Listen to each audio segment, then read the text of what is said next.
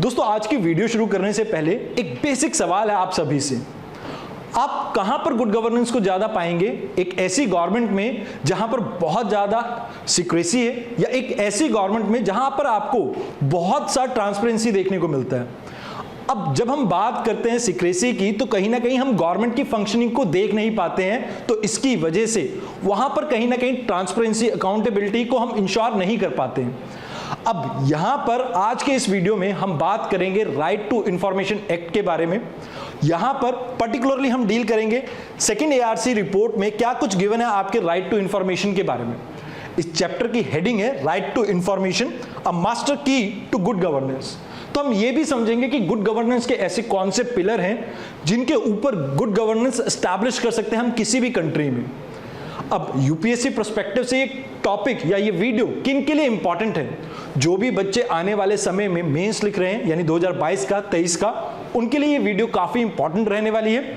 UPSC ने previously एक question पूछा था 2019 में, कुछ अमेंडमेंट आई थी आपकी राइट टू इंफॉर्मेशन एक्ट 2005 के अंदर, और कुछ चेंजेस लाई थी आपकी सेंट्रल गवर्नमेंट, जहां पर जो आपके इंफॉर्मेशन कमिश्नर्स हैं या चीफ इंफॉर्मेशन कमिश्नर्स हैं, उनको कहीं ना कहीं ज्यादा कंट्रोल में लेके आई थी सेंट्रल गवर्नमेंट। जैसे पहले इनकी जो सैलरीज होती थी वो इलेक्शन कमीशन के बराबर हुआ करती थी, चीफ इलेक्शन कमिश्नर की, बट बाद में इस सभी चीजों को हैंडल करने लगी आपकी सेंट्रल गवर्नमेंट इस अमेंडमेंट के बाद 2019 की। साथ ही साथ इनकी जो टेन्योर थी पहले फिक्स थी 5 ईयर की, बट बाद में अब ये कहीं ना कहीं सेंट्रल गवर्नमेंट के हाथ में है कि कितनी टेन्योर इनकी रहेगी। इसके अलावा पहले ऐसा हुआ करता था कि जो इनकी सैलरीज वगैरह थी वो डिपेंड करती थी, मान लीजिए अगर कोई रिटायर्ड पर्सन है, जितनी उसकी पेंशन है उस पेंशन को माइनस करके जो बाकी बची हुई सैलरी है उन्हें वो मिला करती थी।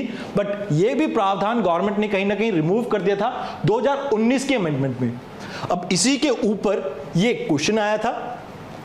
अब यहां पर मैं इस टॉपिक को क्यों डिस्कस कर रहा हूं, क्यों मैं आपको सेकंड एआरसी पढ़ने के लिए कह रहा हूं? देखिए, इस रिपोर्ट का बेनिफिट ये होगा कि आप जीएस पेपर 2 में कुछ भी क्वेश्चन आता है आपका आरटीआई से रिलेटेड, तो कहीं ना कहीं आप उसको बेटर आंसर कर पाएंगे। इसमें कुछ ऐसे पॉइंट्स दे रखे हैं जिनकी मदद से आप अपने आंसर को बेटर फ्रेम कर पाएंगे।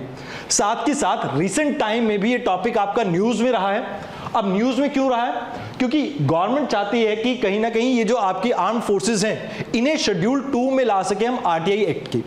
अब ये शेड्यूल 2 क्या है? इसमें कुछ ऐसी ऑर्गेनाइजेशंस आती है, जैसे आपकी आईबी होगी, रॉ हो गई, कुछ ऐसी ऑर्गेनाइजेशंस आती हैं जैसे सीआरपीएफ एंड ऑल, जो जिनके ऊपर मतलब आपका ये आरटीआई एक्ट अप्लाई नहीं होता। अगर आर्म फोर्सेस के ऊपर भी अगर आरटीआई एक्ट अप्लाई नहीं होगा तो यहां पर कहीं ना कहीं जैसे किसी वेटरन को अप्लाई करना हो अपनी इंफॉर्मेशन के बारे में, तो वो मुहैया नहीं करवाई जाएगी। तो कहीं ना कहीं उनकी जो इंफॉर्मेशन है वो स्टॉल मतलब रुक जाएगी, इंफॉर्मेशन फ्लो, और इसकी वजह से बहुत सी प्रॉब्लम देखने को मिल सकती है इन वेटरन्स को। तो ये एक कारण है जिसकी वजह से ये रिसेंट टाइम में न्यूज में रहा था आरटीआई एक्ट, और उम्मीद करता हूं कि इस बार इसके ऊपर क्वेश्चन आ सकते हैं। बट इस क्वेश्चन को समझने से पहले हम समझते हैं कि सबसे इंपॉर्टेंट बात, गुड गवर्नेंस के कौन से ऐसे पिलर हैं जो हमें पता होने चाहिए। पहला है ट्रांसपेरेंसी। अब ट्रांसपेरेंसी आप कैसे इंश्योर कर सकते हैं? देखिए, 2 तरह की चीजें होती है। एक होती है ओपेक, जहां पर सीक्रेसी बहुत ज्यादा होती है। ट्रांसपेरेंसी में क्या होता है कि आपकी इंफॉर्मेशन फ्लो काफी स्मूथ रहता है, जनता गवर्नमेंट की हर वर्किंग चीज को जानती है। जहां पर आप चाहे फाइनेंशियल स्फेयर की बात करें, एडमिनिस्ट्रेटिव स्फेयर की बात करें, लेजिस्लेटिव स्फेयर की बात करें, आप सभी के बारे में कुछ भी इंफॉर्मेशन ले सकते हैं। अब अगर आपके पास इंफॉर्मेशन होगी तो कहीं ना कहीं आप अकाउंटेबिलिटी को इंश्योर कर सकते हैं, बिकॉज आप जवाब मांग सकते हैं कि भैया ये पैसा कहां गया, ये जो एडमिनिस्ट्रेटिव एक्ट आया इसमें ये प्रॉब्लम थी, आपने दूर क्यों नहीं करी। तो ऐसी सभी चीजों को आप तभी हैंडल कर सकते हैं जब आपके सिस्टम में क्या हो, ट्रांसपेरेंसी। अब इसके बाद आप ये देखेंगे कि जब अकाउंटेबिलिटी आएगी तो आप गवर्नमेंट की वर्किंग में प्रेडिक्टेबिलिटी ला सकते हैं, बिकॉज गवर्नमेंट को पता है कि अगर मैंने कुछ भी गलत किया तो मैं अकाउंटेबल रहूंगा, और अगर मुझे अकाउंटेबिलिटी मतलब इंश्योर करनी है कहीं ना कहीं, उसमें मेरा जो वर्किंग पैटर्न है वो प्रेडिक्टेबल हो जाएगा। अब इससे डेमोक्रेसी बहुत ज्यादा स्ट्रांग हो जाती है, बिकॉज आप देखेंगे लोगों का पार्टिसिपेशन, क्योंकि लोग आरटीआई के थ्रू जब इंफॉर्मेशन लेंगे तो इससे क्या बेनिफिट होगा कि लोग डेमोक्रेसी के अंदर पार्टिसिपेट करेंगे और इससे कहीं ना कहीं हमारी डेमोक्रेसी और ज्यादा स्ट्रेंथन होती है। तो ये बेसिक 4 पिलर हैं if we talk about good governance. Now what is transparency? देखिए, जब हम बात करते हैं ट्रांसपेरेंसी की तो आप समझिए कि आपके पास पहली चीज इंफॉर्मेशन की अवेलेबिलिटी होनी चाहिए। मतलब आपके पास इंफॉर्मेशन पर्याप्त मात्रा में होगी तभी आप इंश्योर कर सकते हैं ट्रांसपेरेंसी। उसके बाद आपके पास क्लैरिटी होनी चाहिए कि क्या फंक्शनिंग है गवर्नमेंट की, तभी आप गवर्नमेंट को क्वेश्चन कर पाएंगे। तो यहां पर आपके पास इंफॉर्मेशन होगी तभी आप गवर्नमेंट की वर्किंग समझ पाएंगे और उससे आप इंश्योर कर पाएंगे अकाउंटेबिलिटी। अब इंफॉर्मेशन होने के बाद सिटीजन की पार्टिसिपेशन कहीं ना कहीं डेमोक्रेसी में इंक्रीज होती है और इससे डेमोक्रेसी और ज्यादा आपकी स्ट्रेंथन होती है। और इसी के लिए हमने 2005 में एक एक्ट लेके आए थे जिसका नाम था राइट टू इंफॉर्मेशन एक्ट 2005। अब ये जो आपका 2005 का एक्ट है ये एक बेसिक नेसेसिटी थी, बिकॉज जब तक सिटीजन के पास इंफॉर्मेशन नहीं होगी तब तक आप देश के अंदर गुड गवर्नेंस को इंश्योर नहीं कर सकते। क्योंकि उस समय वर्ल्ड लेवल पे हम डिबेट कर रहे थे कि हमें गुड गवर्नेंस हर कंट्री में इंश्योर करना है। अब गुड गवर्नेंस को अगर आपको इंश्योर करना है तो आपको गवर्नमेंट के अंदर ट्रांसपेरेंसी लानी पड़ेगी जिससे ज्यादा से ज्यादा लोग पार्टिसिपेट कर सके आपकी डेमोक्रेसी के अंदर। Now if this thing is completely filled तो उसके बाद गवर्नमेंट की वर्किंग को पब्लिक स्क्रूटनी के लिए आप खुला छोड़ देते हैं। जहां पर गवर्नमेंट अगर कुछ भी गलत करता है, जैसे फाइनेंशियल स्फेयर में कुछ घपला हुआ, मान लीजिए जैसे आपने देखा होगा कॉमनवेल्थ गेम के दौरान काफी चीजें बहुत महंगे दामों पे खरीदी गई। अब ये इंफॉर्मेशन अगर पब्लिक डोमेन में पड़ी है तो इसको स्क्रूटनाइज करके जो भी पर्सन रिस्पॉन्सिबल है इस चीज के लिए उसे अकाउंटेबल हम बना सकते हैं। अब यहां पर एक तरह से सिटीजन के हाथ में आप पावर दे रहे हैं, एक ताकत दे रहे हैं जहां से वो गवर्नमेंट क्या करती है उसे समझेगी और साथ के साथ किस तरह से इफेक्टिवली करती है उसे भी समझेगी। मान लीजिए फॉर एग्जांपल गवर्नमेंट ने कुछ जहाज खरीदने थे, एयरक्राफ्ट। अब इन एयरक्राफ्ट को खरीदने के लिए उनके पास मान लीजिए 4-5 बिडिंग वगैरह आई कि हम इतने में बेच देंगे, इतने में बेच देंगे। अब यहां पर मान लीजिए कोई पर्सन किसी को फेवर कर रहा है। अब अगर कोई पर्सन किसी को फेवर कर रहा है तो वो आपको कहीं ना कहीं आरटीआई एक्ट के तहत पता लगेगा, तो आपको पता लगेगा कितना इफेक्टिवली आपके पैसे को कोई यूटिलाइज कर रहा है। अगर यहां पर कुछ भी धांधलेबाजी होगी तो आप उसे अकाउंटेबल बना सकते हैं, उसको सजा तक हो सकती है। तो इस चीज को इंश्योर करने के लिए आपको बेसिकली चाहिए इंफॉर्मेशन। अगर आपके पास इंफॉर्मेशन होगी नहीं तो आप कभी भी किसी को अकाउंटेबल ठहरा नहीं सकते। अब कुछ एक ऐसे एक्ट हैं आपके जो हिंड्रेंस क्रिएट करते हैं टुवर्ड्स व्हेन वी से ट्रांसपेरेंसी या राइट टू इंफॉर्मेशन। अब यहां पर सबसे पहला एक्ट आ जाता है आपका official secrecy act 1923, British era का रूल है। इसके बारे में थोड़ा डिटेल में हम बात भी करेंगे। Then next one is privilege in evidence act. उसके अलावा oath of secrecy, exempted organisation, central civil services conduct rule. उसके अलावा कुछ इंफॉर्मेशन को हम कहीं ना कहीं कॉन्फिडेंशियल घोषित कर देते हैं, जहां पर हम कहते हैं ये टॉप सीक्रेट है, ये सीक्रेट है, ये कॉन्फिडेंशियल इंफॉर्मेशन है। तो वो सेग्रीगेशन, वो क्लासिफिकेशन भी कहीं ना कहीं हिंडर्स क्रिएट करती है। Now let us first talk about आपका ऑफिशियल सीक्रेसी एक्ट। अब यहां पर जितने भी आपका मैटर है जहां पर हम बात करते हैं कि सीक्रेसी होती है, कॉन्फिडेंशियलिटी होती है, उन सभी को गवर्न करता है आपका ऑफिशियल सीक्रेसी एक्ट। इसका सेक्शन जो 8 है वो स्पेशली ये कहता है कि कुछ ऐसी चीजें होती हैं जो पब्लिक डोमेन के बाहर रखनी होती है। अब वो सभी आपकी कहीं ना कहीं सेक्शन 8 में मेंशन होती है। उसके अलावा अगर आप गवर्नमेंट के किसी वर्किंग के ऊपर जासूसी कर रहे हैं तो उसके लिए भी यहां पर प्रावधान है सेक्शन 3 के अंडर। साथ ही साथ यहां पर यह भी कहा गया है कि अगर आप किसी भी कॉन्फिडेंशियल इंफॉर्मेशन को डिस्क्लोज करते हैं तो आपको यहां पर जेल तक हो सकती है। और इस मैटर में दोनों इंसानों को जेल होगी, जिसने इंफॉर्मेशन लीक करी है प्लस जिसने इंफॉर्मेशन रिसीव की है। तो दोनों पर्सन को यहां पर सजा का प्रावधान है। अब अगर हम देखें वेरी नेचर, क्योंकि ब्रिटिश गवर्नमेंट के टाइम का ये रूल है तो उस समय ये सीक्रेसी रखी जाती थी ताकि इंडियन जो हैं वो एडमिनिस्ट्रेटिव जो कमियां हैं उनको जान ना पाए, कहां पर ब्रिटिश गवर्नमेंट पैसा खर्च रही है, क्या कर रही है, उस चीज को समझ ना पाए। उस टाइम का ये एक्ट है आपका। अब यहां पर ये एक्ट ठीक था जब तक ब्रिटिश गवर्नमेंट थी। कहीं ना कहीं आजादी के बाद इसमें कुछ चेंजेस लाने चाहिए थे और खासकर 2005 के बाद तो खासकर। अब यहां पर एक मेजर प्रॉब्लम ये आती है कि आपको ये नहीं बताया जाता कि सीक्रेट क्या है, ऑफिशियल सीक्रेट क्या है। अब मैं अगर मान लीजिए प्रधानमंत्री बन जाता हूं कल को, वैसे चलो ऐसा हो जाए तो बहुत बढ़िया, अगर मैं प्रधानमंत्री बन जाता हूं और मैं ये कहता हूं कि भैया हर फाइल पे ये लिख दो ऑफिशियल सीक्रेट। अब यहां पर डिफाइन तो कर नहीं रखा इस एक्ट में कि क्या ऑफिशियल सीक्रेट के तर्ज पे हम रख सकते हैं और क्या नहीं, तो जिसका बहुत सा फायदा उठाती है आपकी ब्यूरोक्रेसी भी और पॉलिटिशियंस भी, और जिसकी वजह से काफी बार बहुत सी इंफॉर्मेशन डिनाई कर दी जाती है। अब इसके लिए क्या वे फॉरवर्ड रह सकता है, तो एक सुप्रीम कोर्ट की वर्डिक्ट आई थी समा केस में। अब इसमें सुप्रीम कोर्ट ये कहते हैं कि भैया कोई मैप हो आपका, कोई प्लान हो, कोई मॉडल हो, कोई आर्टिकल हो, आप इनको नहीं कह सकते कि ये इस एक्ट के अंडर आ सकते हैं, मतलब ऑफिशियल सीक्रेसी एक्ट के अंडर ये चीजें नहीं आएंगी।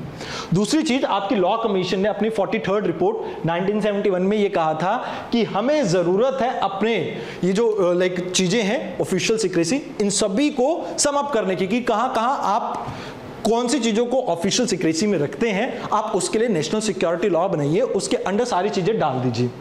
अब यहां पर इन्होंने ये भी कहा कि जो आपका सेक्शन 5 है उसके लिए आप नेशनल सिक्योरिटी बिल बनाइए, उसके लिए एक्ट लेके आइए और उसके तहत आप इन चीजों को मेंशन कर दीजिए जो आपको लगता है कि मतलब इंडिया की सिक्योरिटी के लिए इंपॉर्टेंट है।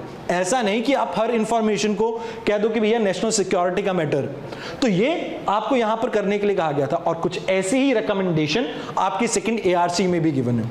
नाउ सेकंड इंपॉर्टेंट एक्ट है आपका, that is privilege in evidence act. अब यहां पर प्रिविलेज में क्या कहा गया है कि मान लीजिए कोई लिटिगेशन चल रही है गवर्नमेंट के अगेंस्ट, अब गवर्नमेंट उस तथ्य को साइड में रख सकता है जो उन्हें लगता है कि भैया किसी केस के लिए मतलब जरूरी नहीं है। अब अगर वो तथ्य जो इंफॉर्मेशन है वो साइड में रख दी तो कभी पब्लिक डोमेन में आएगी नहीं, और कौन सी इंफॉर्मेशन गवर्नमेंट साइड में रख रही है ये तो आपको पता ही नहीं, बिकॉज यहां पर गवर्नमेंट के पास प्रिविलेज है। अब ये भी जो आपका एक्ट है 1872 का है, यानी ब्रिटिश एरा का है, और यहां पर ऐसा कहा जाता है कि भैया अगर कोई डाटा पब्लिकली पब्लिश नहीं हुआ है, मतलब कोई भी अनपब्लिश्ड ऑफिशियल रिकॉर्ड है, अगर हेड ऑफ द डिपार्टमेंट चाहे तो उसे पब्लिश कर सकते हैं, अन्यथा नहीं। अब यहां पर ये पावर है आपके किसी भी हेड ऑफ द डिपार्टमेंट के पास। उसके अलावा यहां पर ये सेक्शन 123 के अंडर मेंशन है। 124 के अंडर ये कहा गया है कि अगर किसी पब्लिक ऑफिशियल को कोई इंफॉर्मेशन उनके कार्यकाल के दौरान मिलती है तो वो उसको डिस्क्लोज नहीं कर सकते हैं किसी भी हाल में। तो ये भी कहीं ना कहीं ऑफिशियल मतलब कहीं ना कहीं सीक्रेसी की बात करते हैं, और यहां पर ये सारे प्रावधान आपके किसके अगेंस्ट आ जाते हैं, राइट टू इंफॉर्मेशन के अगेंस्ट।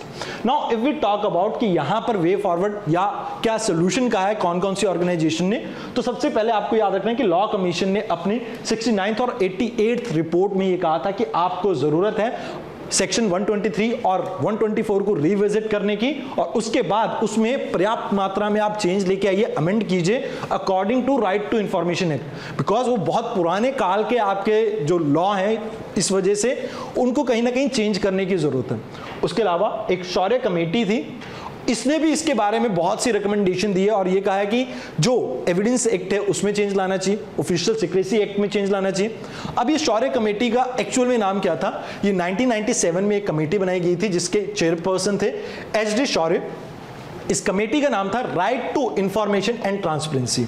अब इसमें यह कहा गया था कि जो हम बात कर रहे थे सेक्शन 5 की ऑफिशियल सीक्रेसी एक्ट का, तो वहां पर जो पीनल प्रोविजंस हैं कहीं ना कहीं उसे हटाने की जरूरत है। अनटिल और अनलेस नेशनल सिक्योरिटी का इशू ना हो आप किसी को सजा ना दीजिए। साथ के साथ यहां पर यह भी कहा गया था कि अब अभी हमें जरूरत है जो भी हमारे लॉ वगैरह राइट टू इंफॉर्मेशन को वायलेट करते हैं, मतलब उस समय तो ये एक्ट आया नहीं था ऑल्दो, बट आप इंफॉर्मेशन के फ्लो को जो भी आपके एक्ट्स कहीं ना कहीं हिंडर करते हैं, रोकते हैं, उनको कहीं ना कहीं आप अमेंड कीजिए, मॉडिफाई कीजिए, या रिपील करने की जरूरत हो तो रिपील भी कीजिए। साथ के साथ यहां पर यह भी कहा गया था कि आप ये एक नॉर्म बना लीजिए कि आपको इंफॉर्मेशन खुद ही डिस्क्लोज करनी है। तो यहां पर आप सो मोटो बेसिस पे अपनी जो इंफॉर्मेशन जो आपको लगता है कि पब्लिक डोमेन में होनी चाहिए, आप उनको कहीं ना कहीं डिस्क्लोज करना स्टार्ट कीजिए। नेक्स्ट है आपका ओथ ऑफ सीक्रेसी। अब आपको सभी को पता है कि 3rd शेड्यूल के अंडर ये मेंशन है कि ओथ ऑफ सीक्रेसी लेते हम। अब यहां पर यह कहा जाता है कि भैया जो भी मेरे कार्यकाल के समय मुझे चीजें ज्ञात होंगी मैं डायरेक्टली या इनडायरेक्टली किसी को नहीं बताऊंगा। अब ये एक सीधा आपका हिंड्रेंस क्रिएट कर रहा है राइट टू इंफॉर्मेशन को।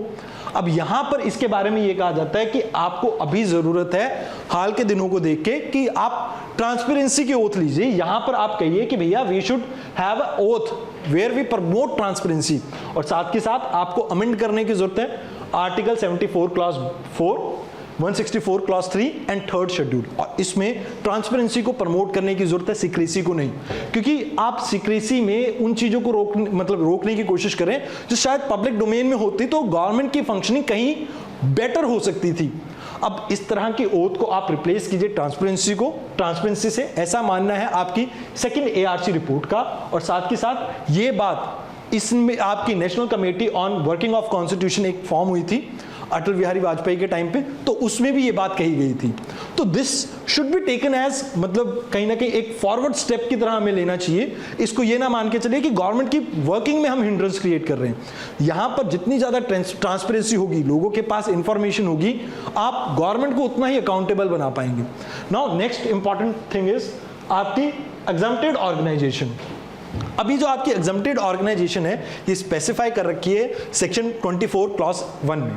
अब यहां पर ये कहा गया है कि कुछ आपकी आरटीआई एक्ट जो के प्रोविजंस हैं वो उनके ऊपर नहीं लगेंगे जो ऑर्गेनाइजेशन आपके सेकंड शेड्यूल में मेंशन्ड है। अब यहां पर एक इंपॉर्टेंट क्वेश्चन है आप सभी के लिए, आपने कमेंट बॉक्स में मुझे ये बताना है कि सेकंड शेड्यूल के अंडर आरटीआई एक्ट के कौन कौन सी ऑर्गेनाइजेशन मेंशन्ड है। कुछ का नाम मैं आपको बता रहा हूं, जैसे रॉ हो गया, आईबी होगी, सीआरपीएफ होगी, तो कुछ ऐसी और ऑर्गेनाइजेशन है जैसे सीआईडीज वगैरह होगी आपकी, तो वो यहां पर आती हैं। आपको ये लिस्ट मेंशन करनी है, आप कहां पर, कमेंट बॉक्स में।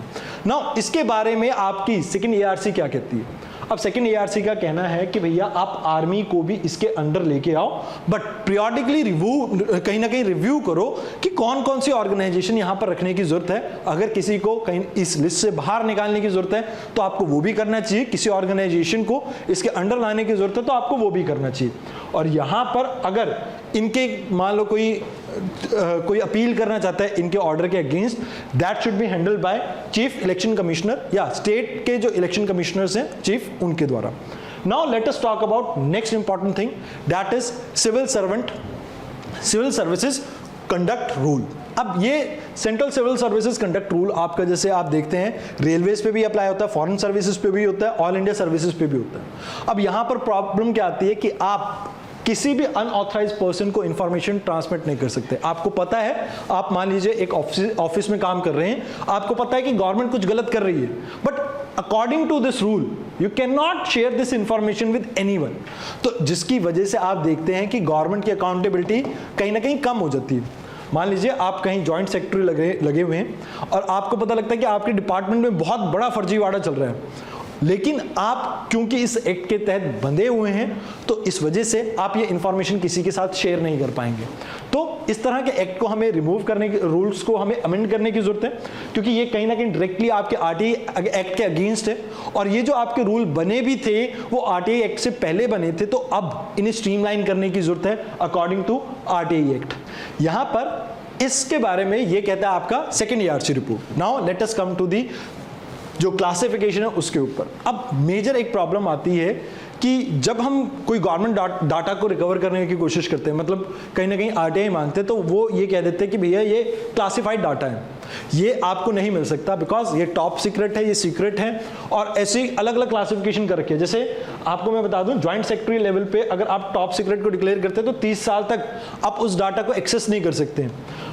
अगर किसी डाटा को सीक्रेट कहा गया है तो उसको डिप्टी सेक्रेटरी लेवल पे मेंशन किया जाता है, और इसे भी आप 30 साल तक कहीं ना कहीं आरटीआई एक्ट के तहत नहीं मांग सकते हैं।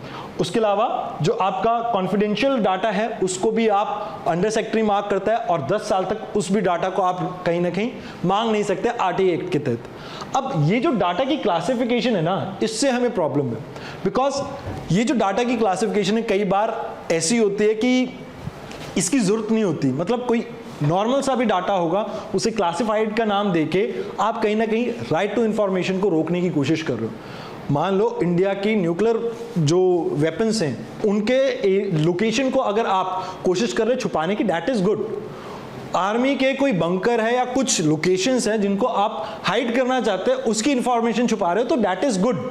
बट कहीं ना कहीं एक normal day to day working जो आप लगा रहे हैं गवर्नमेंट का अंदाजा, जहां पर आप देखिए कि गवर्नमेंट कहां पैसा खर्च कर रही है। मान लीजिए एक पीडीएस स्कीम स्टार्ट की गवर्नमेंट ने, जहां पर कितना राशन गया है या क्या गया है, कितना किसको डिस्ट्रीब्यूट हुआ है, अगर उसके बारे में कोई इंफॉर्मेशन मांग रहा है और उसे टॉप सीक्रेट कह दिया जाए तो कहीं ना कहीं वो प्रॉब्लम क्रिएट करेगा। ऑल्दो कुछ हद तक इस प्रॉब्लम को सॉल्व करने की कोशिश की गई थी। आपके department of manual of departmental scrutiny instruction जो कि होम मिनिस्ट्री ने इशू किए थे, और इसके अलावा मैनुअल ऑफ ऑफिशियल प्रोसीजर, ये दोनों के तहत इस चीज को कहीं ना कहीं हैंडल करने की कोशिश की गई थी। बट स्टिल ये प्रॉब्लम अभी भी एग्जिस्ट करती है। तो now let us see what are the important pillars जिसके ऊपर बेस्ड है आपकी implementation of right to information. पहला पिलर है आपका बिल्डिंग इंस्टीट्यूशन, जहां पर आप देखेंगे कि आपको चीफ इंफॉर्मेशन कमिश्नर देखने को मिलेंगे, और इसी का अलग अलग सेटअप देखने को मिलेगा आपको स्टेट लेवल पे। Next is information and record keeping. अब इसमें इंडिया बहुत पुअर है, इसके बारे में भी बात करेंगे। मॉनिटरिंग, आपने सब कुछ बना दिया बट उसको मॉनिटर करने की भी तो जरूरत है ना कि किस तरह से इंफॉर्मेशन फ्लो कर रही है। And last one is capacity building, साथ के साथ इसके अंदर आता है अवेयरनेस जनरेशन। तो यहां पर आपको ये याद रखना है कि इन चीजों के ऊपर ही डिपेंड करता है आपका कि कैसे right to information act implement होगा। Now let us see them one by one. अगर हम बात करें, सबसे पहले आ जाता है आपका बिल्डिंग इंस्टीट्यूशन। अब इसमें सबसे पहला पार्ट आता है आपका चीफ इंफॉर्मेशन कमीशन के बारे में। अब यहां पर यह कहा जाता है कि जो भी आपकी कंप्लेंट जिसके ऊपर कोई सुनवाई नहीं हो रही है उसको हैंडल कौन करेगा? Chief election commission. अब मान लीजिए आपकी कोई ऐसी इंफॉर्मेशन है, तो प्रॉब्लम यहां पर यह आती है कि कई बार ये इंफॉर्मेशन प्रोवाइड करने में बहुत सा टाइम लगा देते हैं। कई बार ऐसा भी होता है कि बहुत सी मनी डिमांड की जाती है, क्योंकि जो मान लीजिए मैंने एक लैंड रिकॉर्ड मांगा किसी एरिया का, अब वहां पर हजारों पेज होंगे। अभी जो हजारों पेज हैं इसको प्रिंट करवाने में गवर्नमेंट को कॉस्ट आएगी, और वो कॉस्ट गवर्नमेंट किससे मांगेगी? मुझसे मांगेगी। अब इसी का एक एग्जांपल दिया गया है, यूपी में किसी पर्सन ने कोशिश की थी कि लैंड रिकॉर्ड को कहीं ना कहीं वो एक्सेस कर सके। अब गवर्नमेंट ने 1 लाख से ऊपर का इसका बिल बना दिया। अब 1 लाख से ऊपर का जो बिल बनाया है, ये बंदा कहता है किस चीज का मांग रहे हो आप?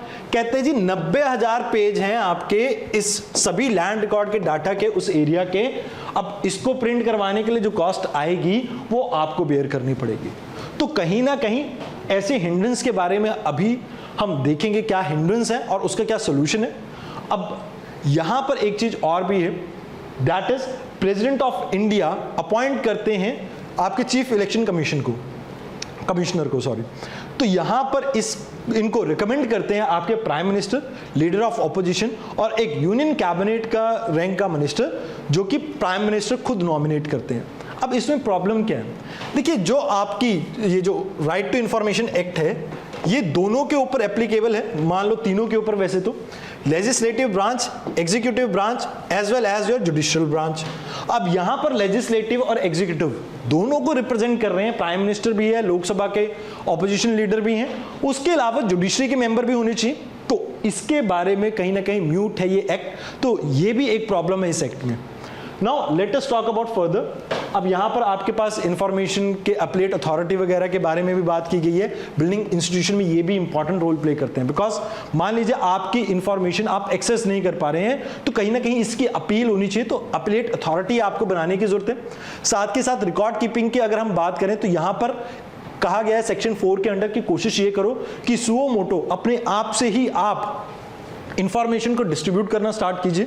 साथ के साथ पब्लिक इंटरेस्ट में आप डिस्क्लोजर जारी कीजिए। अब जैसे मैं आपको कह रहा था कि भैया मैं लैंड रिकॉर्ड को कहीं ना कहीं एक्सेस करना चाहता हूं, अब मेरे पास इतना पैसा नहीं है कि मैं 1 लाख रुपए इस रिकॉर्ड के लिए खर्चूं, बट अगर गवर्नमेंट ऑफिशियल साइट पे ढंग से मेंटेन करके इस डाटा को डिस्क्लोज कर दे तो इससे बहुत सा पैसा बचेगा, और लोगों के पास अगर ये डाटा होगा तो वो ईजिली जान सकेंगे किस तरह से गवर्नमेंट आपकी वर्क कर रही है और किस तरह से लैंड रिकॉर्ड कीप किए गए हैं। अब एक और प्रॉब्लम आती है, अभी तक इंडिया में कंप्यूटराइजेशन हर जगह पर उतने लेवल पे नहीं पहुंचे, जैसे मान लीजिए आपकी मेजर सिटीज में है जिस लेवल पे। अब प्रॉब्लम यहां पर क्या आती है कि जो रिकॉर्ड कीपिंग है वो आपकी ये ऐसी एक्सरसाइज है जहां पर आपको पीरियोडिकली डाटा को अपडेट करना पड़ता है, और यहां पर आपको जरूरत होती है अपने आप को मॉडर्नाइज करने की भी। किस तरह से आप डाटा सेव करेंगे, अब जैसे आपने क्लाउड कंप्यूटिंग सुनी होगी, अब आप उसका भी इस्तेमाल कर सकते हैं इस चीज में, या और भी बहुत सी टेक्नोलॉजी है जिनका आप इस्तेमाल कर सकते हैं, बट यहां पर मॉडर्नाइज करने की जरूरत है आपको अपने आप को। साथ के साथ कैपेसिटी बिल्डिंग और अवेयरनेस जनरेशन के ऊपर भी हम बात करेंगे, क्या क्या हम कर सकते हैं यहां पे, और मॉनिटरिंग मैकेनिज्म के बारे में भी बात करेंगे। Now let us come to the information commission के बारे में। अब यहां पर इसके सेक्शन 12 में यह कहा जाता है कि आपको यहां पर अमेंडमेंट करने की जरूरत है। अब इसमें अमेंडमेंट क्या करना है, आपको चीफ जस्टिस को ऐड करना चाहिए। उसके अलावा स्टेट लेवल पे जो आपका सेक्शन 15 है वो बात करता है, और यहां पर यह कहा जाता है कि स्टेट लेवल पे चीफ इलेक्शन कमिश्नर को अपॉइंट करने के लिए आपको चीफ जस्टिस जो है आपके रिस्पेक्टिव हाई कोर्ट्स के, उनको इंक्लूड करने की जरूरत है। एटलीस्ट यहां पर एक और चीज के बारे में कहा गया कि इसकी जो बिल्डिंग स्ट्रक्चर के बारे में बात करें तो आपके जो मेंबर्स हैं चीफ इलेक्शन कमीशंस के, इनमें से मेजॉरिटी जो है आपके वो क्या होते हैं, ज्यादातर आईएएस वगैरह, आईपीएस रिटायर्ड पब्लिक सर्वेंट्स होते हैं। तो यहां पर जरूरी है कि आप नॉन सिविल सर्वेंट्स को भी इसमें इंक्लूड कीजिए ताकि और ज्यादा अच्छे से इसकी वर्किंग हो सके। साथ के साथ अभी तक हम देख रहे हैं कि इसका जो हेड ऑफिस है that is located in Delhi, but हमें जरूरत है रीजनल लेवल पे भी इनके ऑफिसेस खोलने की, बिकॉज हर बंदा दिल्ली नहीं आ सकता। आपको जरूरत है कि वहां पर लोकल लेवल पे भी आप रीजन वाइज कुछ ऑफिसेस खोल दीजिए, एटलीस्ट 4 तो खोलिए, नॉर्थ ईस्ट वेस्ट साउथ के अकॉर्डिंग। उसके अलावा यहां पर आपको जरूरत है कुछ ऐसा ही करने की उन स्टेट्स में जो बहुत बड़ी है, जैसे मध्य प्रदेश, राजस्थान, तो ऐसे स्टेट्स में आपको डिस्ट्रिक्ट पे भी कुछ प्रावधान लाने की जरूरत है। साथ के साथ यहां पर यह भी कहा जाता है कि मान लीजिए एक डिपार्टमेंट है या एक मिनिस्ट्री है जिसके अंडर बहुत सारे आपके पब्लिक इंफॉर्मेशन ऑफिसर्स आते हैं, यहां पर आपको एक असिस्टेंट पब्लिक ऑफिसर बनाने की जरूरत है, और इसका काम यह रहेगा कि ये कहीं ना कहीं इनके बेसिस पे, मतलब जितने भी आपके पब्लिक इंफॉर्मेशन ऑफिसर हैं उनके रिस्पेक्ट में वो सारी लेटर्स रिसीव करेगा और वो रिस्पेक्टेड डिपार्टमेंट को देगा। अब ऐसा करने की क्यों जरूरत है, देखिए आप आमूमन देखते हैं कि गवर्नमेंट ऑफिसेज में क्या होता है, आपने ऑफिस एक कार्यक्रम देखा होगा कि ये काम मेरा नहीं है आप उस टेबल पे जाइए, ये काम मेरा नहीं है आप उस टेबल पे जाइए, तो इस तरह से चक्कर कटवाते रहते हैं। अब एक ही जगह पे आप सारी इंफॉर्मेशन को एक्सेस कर पाएंगे तो बेटर वे में ये हो सकेगा। साथ के साथ लॉ कमीशन की 179th रिपोर्ट में यह कहा गया है कि हमें जरूरत है पब्लिक इंटरेस्ट डिस्क्लोजर की, जहां पर आप अपने आप से ही कुछ चीजों को पब्लिकली डिस्क्लोज कर सकें। ऐसा लॉ बनाइए, हर डिपार्टमेंट हर मिनिस्ट्री को ये कहिए कि आपको इसको फॉलो करना ही पड़ेगा। साथ के साथ एक प्रॉब्लम और भी आती है, जैसा कि मैंने आपको स्टार्टिंग में कहा था कि आप सिविल सर्विसेज एक्ट की बात करते हैं, जहां पर रूल की बात करते हैं, वहां पर यह कहा गया कि अगर आप अपनी नौकरी के दौरान कुछ भी गवर्नमेंट के इंफॉर्मेशन को बाहर लीक करते हैं तो आपके ऊपर एक्शन लिया जा सकता है। बट यहां पर हमें जरूरत है विसल ब्लोवर को प्रोटेक्ट करने की, क्योंकि जो अपने डिपार्टमेंट में धांधलेबाजी को कहीं ना कहीं उजागर कर रहा है उसको बचाने की जरूरत है। तो कहीं ना कहीं यहां पर सूटेबल हमें लेजिस्लेशन बनाने की जरूरत है। गवर्नमेंट ने कोशिश की है ऐसे लेजिस्लेशन को बनाने की भी 2019-20 के आसपास, बट कहीं ना कहीं वो भी अभी होल हार्टेड एफर्ट नहीं था, उसको भी कहीं ना कहीं और ज्यादा इंप्रूव करने की जरूरत है। Now information and record keeping की अगर बात करें तो मेजॉरिटी डाटा जो इंफॉर्मेशन मांगी जाती है वो लैंड रिकॉर्ड के बारे में मांगी जाती है, बट यहां पर ये बात एक सच है कि सबसे निग्लेक्टेड पार्ट ही वही है, क्योंकि उसको ना अपडेट किया जाता है और ना ढंग से प्रॉपरली मेंटेन किया जाता है। अब यहां पर प्रॉब्लम यह होती है कि अगर आपके पास इंफॉर्मेशन एक स्ट्रक्चर्ड फॉर्म में नहीं होगी तो उसको रिट्रीव करना बहुत मुश्किल है। तो यहां पर यह कहा जाता है कि अगर आपको राइट टू इंफॉर्मेशन एक्ट को सच्ची में कारगर बनाना है तो आपको जरूरत है कि आप ढंग से रिकॉर्ड मेंटेन करें। अगर रिकॉर्ड होगा तो there will be an existing information. अगर इंफॉर्मेशन है वहां पे तो ये प्रॉब्लम सॉल्व नहीं है पूरी। अब आपको जरूरत है उस एग्जिस्टिंग इंफॉर्मेशन को कहीं ना कहीं इजीली एक्सेस करवाने की, और इसके लिए आपको प्रमोट करना होगा सुओ मोटो पब्लिक डिस्क्लोजर। जहां पर आपको ऐसा लगता है कि जो इंफॉर्मेशन पब्लिक डोमेन में होनी चाहिए आप वैसे ही डाल दीजिए, आपको कोई जरूरत नहीं आरटीआई मांगने की। जो भी गवर्नमेंट की वर्किंग है वो आपको वैसे ही पता लग जाएगी। अब इस चीज में आपका एक सूचना पोर्टल था जो राजस्थान गवर्नमेंट ने स्टार्ट किया था, आप उसका एग्जांपल ले सकते हो, जहां पर पब्लिक डिस्क्लोजर में बहुत सी इंफॉर्मेशन डाली भी गई है। नाउ थर्ड अगर हम पार्ट की बात करें, दैट इज अवेयरनेस जनरेशन। अब इसके लिए मल्टीमीडिया कैंपेन रन कर सकते हैं, सोशल मीडिया का यूज कर सकते हैं, प्रिंटेड मीडिया का यूज कर सकते हैं, जहां पर आप लोगों के अंदर इस चीज को लेके इंफॉर्मेशन उजागर करोगे कि भैया there is an RTI act और इसके अंडर आपके पास इंफॉर्मेशन मांगने का पूरा अधिकार है। साथ के साथ आप एनजीओज के साथ मिलकर भी इन चीजों को प्रमोट कर सकते हैं लोगों में, और आप अवेयरनेस जनरेशन करेंगे तो इससे बहुत सा फायदा मिलेगा आरटीआई एक्ट के तहत, जहां पर गवर्नमेंट को और ज्यादा अकाउंटेबल हम बना पाएंगे। साथ के साथ सुओ मोटो डिस्क्लोजर तो आप यहां पर डाल ही सकते हैं। एक चीज और, मिनिमम हमें एक चीज करनी होगी, जो भी ऑफिशियल डील करेगा राइट टू इंफॉर्मेशन एक्ट के अंडर, तो उस ऑफिसर को एटलीस्ट एक दिन के 1 साल में ट्रेनिंग मिलनी चाहिए। वैसे ये तो बहुत कम है, बट एटलीस्ट लिखा है, क्योंकि गवर्नमेंट इतनी भी ट्रेनिंग नहीं प्रोवाइड करती है, तो कहीं ना कहीं जरूरत है उन लोगों को भी पता हो कि किस तरह से इंफॉर्मेशन को मेंटेन करना है, किस तरह से इंफॉर्मेशन को फ्लो करना है। तो अगर ऐसा उन्हें पता होगा तो राइट टू इंफॉर्मेशन को इंप्लीमेंट करना काफी ईजी रहेगा हमारे लिए। Now if we talk about monitoring, तो मॉनिटरिंग अलग अलग लेवल पे करनी चाहिए हमें। जैसे एक ऑर्गेनाइजेशन के अंदर ही मॉनिटरिंग करनी चाहिए, फिर हम एक डिस्ट्रिक्ट लेवल पे कर सकते हैं, स्टेट लेवल पे कर सकते हैं, और उसके अलावा नेशनल लेवल पे कर सकते हैं। तो अलग अलग लेवल पे हमें कुछ ऐसे अथॉरिटीज बनाने की जरूरत है। साथ के साथ हमें नेशनल कोऑर्डिनेशन कमेटी बनाने की जरूरत है, जिसको हेड करेंगे आपके चीफ इंफॉर्मेशन कमिश्नर। और यहां पर हमें एक और जरूरत भी है, देखिए कई बार ऐसा होता है कि इंफॉर्मेशन 2 अलग अलग डिपार्टमेंट में पड़ी होती है, तो कई बार आपकी इस वजह से भी इंफॉर्मेशन डिनाई हो जाती है। तो यहां पर एक कोऑर्डिनेशन मैकेनिज्म डेवलप करने की जरूरत है, और साथ के साथ जो number of public information officers हैं उनको बढ़ाने की जरूरत है, ताकि इंफॉर्मेशन लोगों तक पहुंच सके। अब इन सब के अलावा कुछ और इश्यूज भी हैं, जैसे सबसे पहला complicated system of accepting request. अब आप रिक्वेस्ट जो देखते हैं कि पब्लिक इंफॉर्मेशन ऑफिसर लेता है, वो कहीं ना कहीं बहुत रिजिड फॉर्म में है, तो यहां पर उसके लिए भी थोड़ी प्रॉब्लम रहती है। साथ के साथ सिंगल विंडो एजेंसी, एक जगह पे आपको इंफॉर्मेशन मांगने जाना होता है, ऐसा नहीं है कि आप कहीं से भी इस चीज को एक्सेस कर सके, तो ये भी एक प्रॉब्लम रहती है। बिकॉज जब तक आपके ये ऑफिसेस हर जगह पे नहीं होंगे, हर डिस्ट्रिक्ट या हर एरिया में इस तरह के आपको चीजें नहीं देखने को मिलेंगी, कहीं ना कहीं इंफॉर्मेशन का जो फ्लो है वो बहुत ज्यादा कम होने वाला है।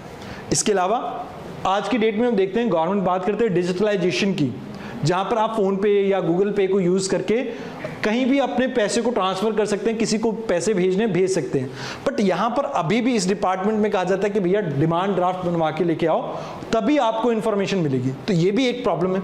उसके अलावा एक्सेस एक प्रॉब्लम है, क्योंकि यहां पर आप देखते हैं कि कुछ लिमिटेड एरिया में ही आपकी ये जो ऑफिसेज हैं वो लोकेटेड है, तो कहीं ना कहीं आप प्रॉपरली इस इंफॉर्मेशन को एक्सेस नहीं कर पाते हैं। तो यहां पर इन टोटल इस वीडियो में इतना ही। आई होप अगर कोई भी आपका क्वेश्चन आता है राइट टू इंफॉर्मेशन एक्ट के ऊपर इस बारी के मेंस में या अगली बारी के मेंस में, आप उस चीज को एड्रेस कर पाएंगे इस इंफॉर्मेशन से। इसमें बहुत से इंपॉर्टेंट पॉइंट हैं जिन्हें आप यूज कर सकते हैं। तो इसके पीडीएफ को डाउनलोड करने के लिए आप हमारे टेलीग्राम चैनल पे आ सकते हैं, ज्वाइन कर सकते हैं उसे, और वहां पर इसका आपको पीडीएफ मिल जाएगा। तो इस वीडियो में इतना ही, धन्यवाद।